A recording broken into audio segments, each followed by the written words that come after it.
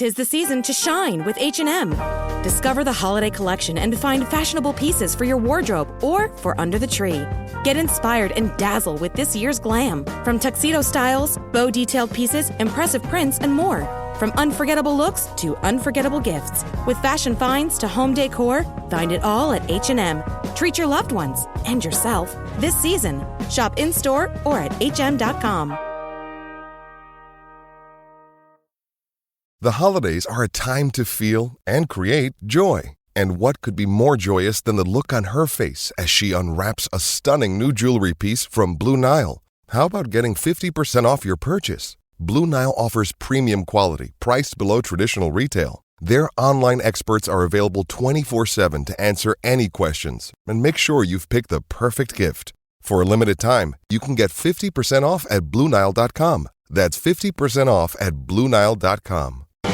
My football team's got me drinking.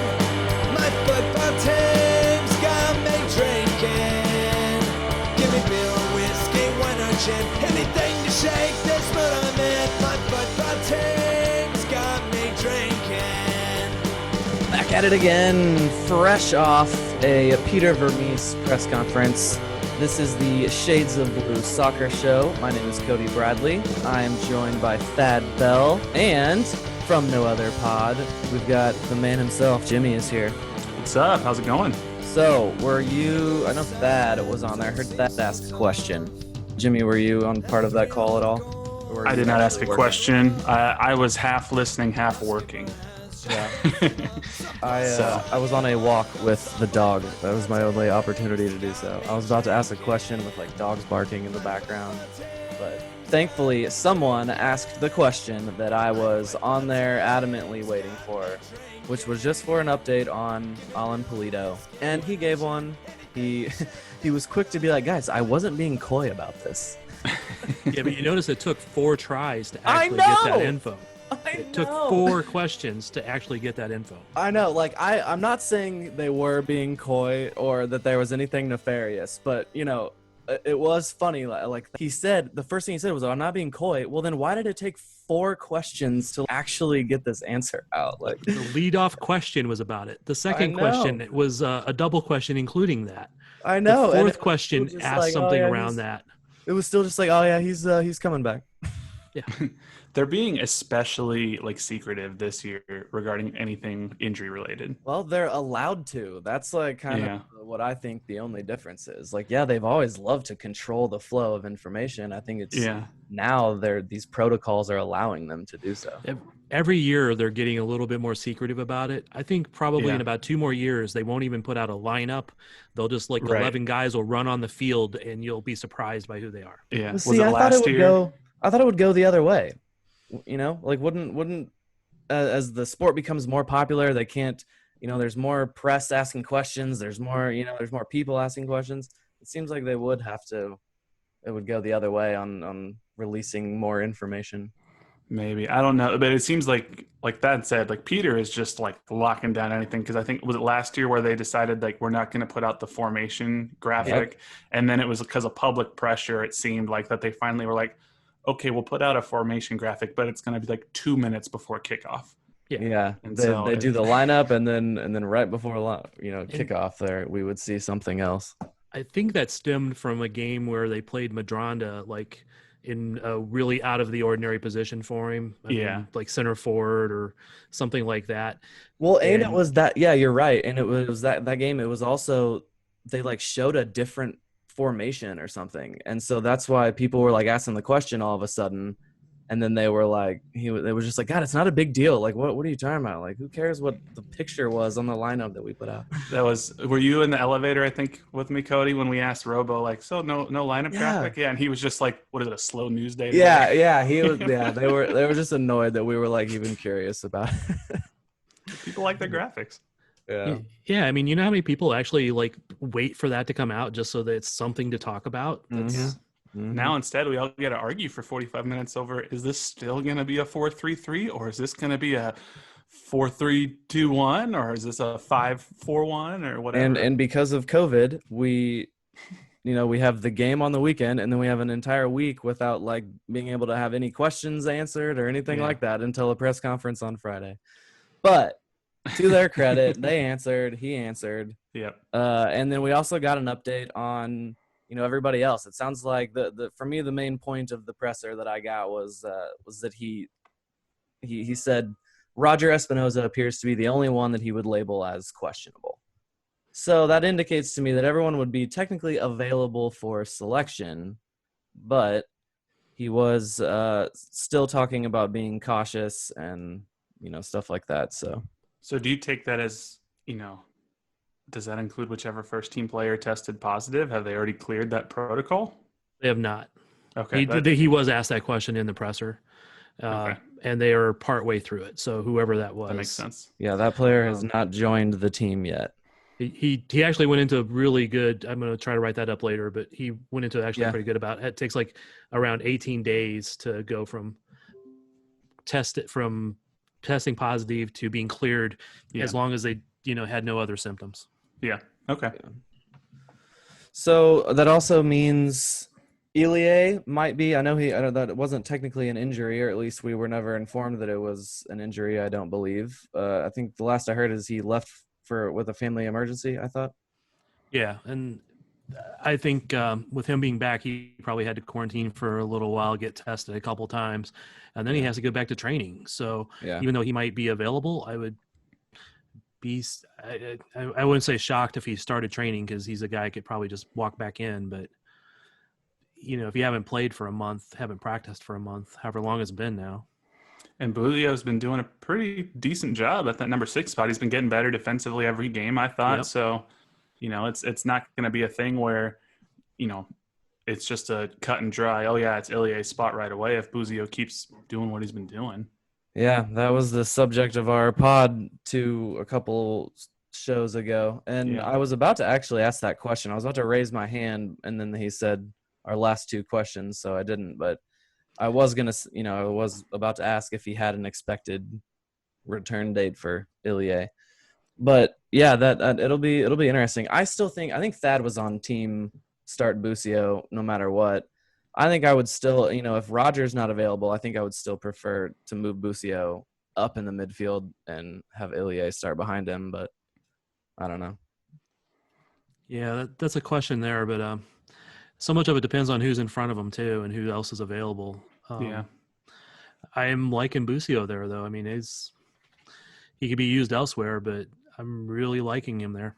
Yeah, I'll just be glad to have Ilie back, because we just at this point need like warm bodies in the midfield. Exactly. Because there's just nobody. Like if Busio went down, like Juan Kazane, I guess, can step in and play the 6, but he hasn't been playing with the first team much at all in recent history. So it's just nice to have extra depth. Or the second team.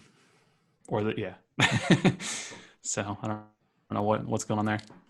So, and then I guess the other thing we learned was that Shelton's injury appears to not be serious, and he sounds like he should be ready for selection as well. Yeah, that sounds good. I really like what he's bringing to the table. I mean, even, he's looked so good on the wing, but even when he started at center forward, he just looked like he's just full of so much more confidence than he was a couple years ago when he played so much at center forward. And yes, I agree with that. So much more than he'd had 2 years ago. But there were 2 plays in that game that he had, a big opportunity, and it just looked like he didn't know what to do. Like he wasn't all the way sure of himself in the center forward position. I think he would almost rather be on the wing. Yeah, I think it's definitely his best spot on the wing, but which is surprising to me, but I agree with that. Yeah, and by the way, the official pregame injury report came out, and it includes Sanchez, Espinoza, Gutierrez, and Shallowy. Well, yeah, Shallowy is who we suspect is the positive COVID test, I think, right? That's who I am suspecting. That was definitely one suspicion. I know some people thought maybe Sanchez, but I don't know if he was seen at the last game or not. Some people – I wasn't able to see people from where I was at, so. Yeah. Okay. All right, so FC Dallas again. So will they concede possession and being outshot and just try to throw bodies in front of the ball again? Well, that's what is so interesting for me about this game. I mean, obviously, this is at Children's Mercy Park again, and Sporting KC, one could argue, was the superior team in the first go around, even though it was a 1-1 draw, and even though Sporting KC technically got outshot on target 5-3. If you look at the shot chart from like the MLSsoccer.com match center, and you can remember this from the game, there were so many shots that were going to be on target that were just blocked either at the point of impact or, even heck, 6, 7, 8 yards away, because Dallas defenders were just throwing their bodies and getting smacked in the ribs with the ball and having like ball markings on their ribs because Busio tattooed it so hard, or Felipe or whoever. Yeah, that's now I forgot that guy's name. What's that meme? The guy that keeps getting hit in the face in volleyball and soccer. Oh, I even tweeted about him during that game. I do not know. You're more online than I am. Scott Sterling. Scott Sterling. There we go. It'll be interesting to see if Sporting KC can replicate the offensive pressure that they had in that game. I don't know that the strategy that Dallas had was sustainable, but I didn't think it was sustainable in that game, but it worked.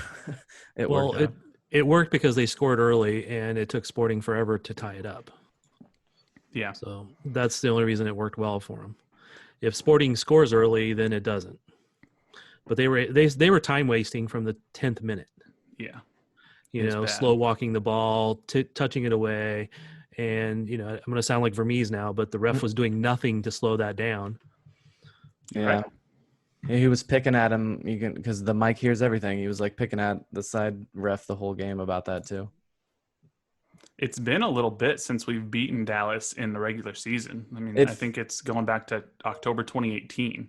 Man, it really feels like it. So, with SKC still sitting, as of this recording, in first place in the West. I mean, it depends on what Seattle does Friday night, I guess.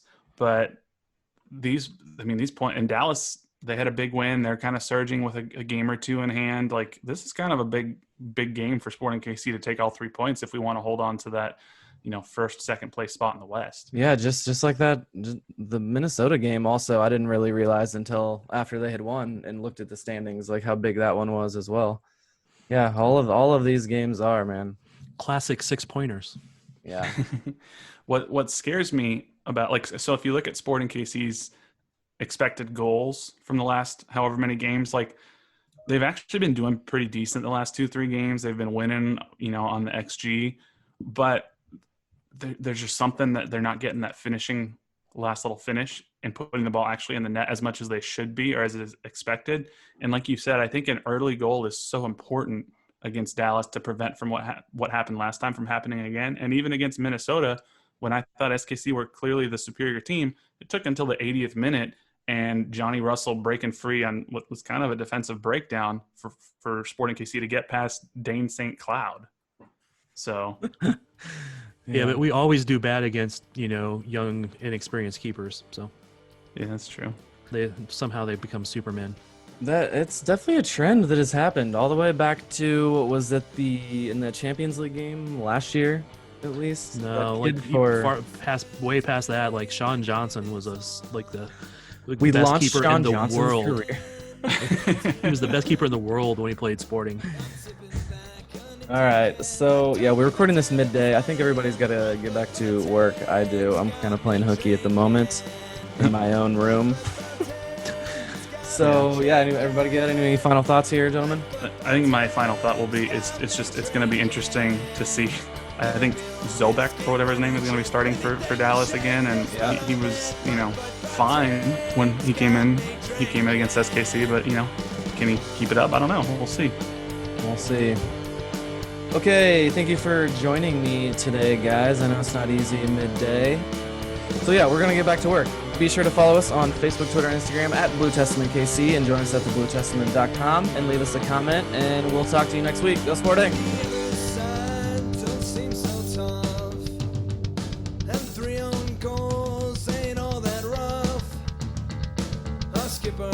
Just been sent off. Supporters strong and all gone soft. My football team's got me drinking.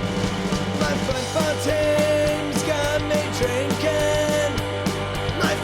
team's got me drinking.